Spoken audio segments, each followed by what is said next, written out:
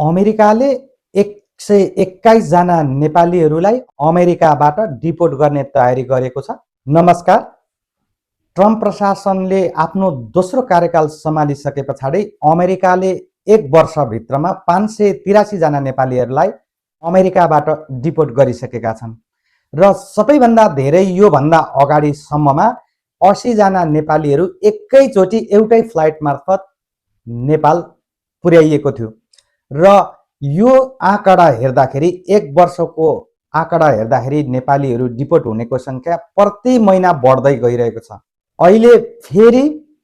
अहिलेसम्मकै इतिहासमै यति धेरै नेपालीहरू डिपोर्ट भएका छैनन् र त्यति धेरै नेपालीहरू फेब्रुअरी 21 तारिकको दिन अमेरिकाबाट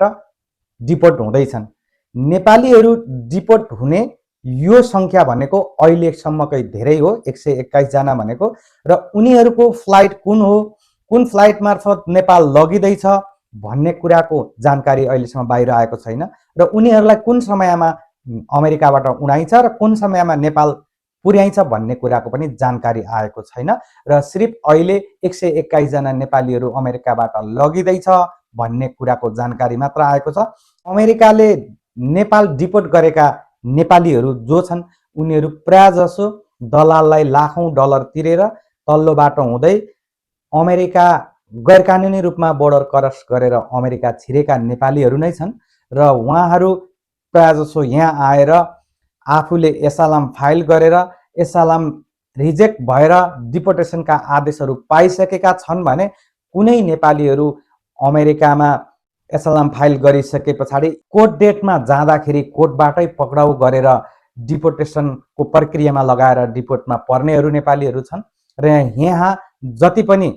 नेपालीहरू डिपोर्ट हुँदैछन् उनीहरू प्रायजसो सबै यसरी गैरकानुनी रूपमा अमेरिका छिरेका नेपालीहरू हुन् र अहिले पनि धेरै नेपालीहरू 15,000 भन्दा बढी नेपालीहरूको केस अहिले पनि पेन्डिङमा छ। उनीहरू डिसिजनको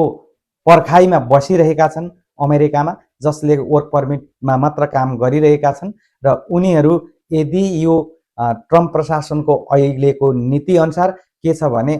नेपालमा मलाई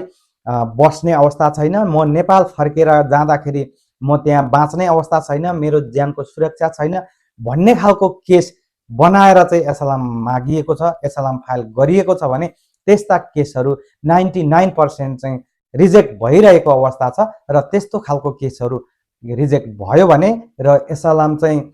फाइल गरेका एसालामको एप्लिकेसनहरू चाँडो डिसिजन भयो भने अझै धेरै नेपालीहरू यो नेपाल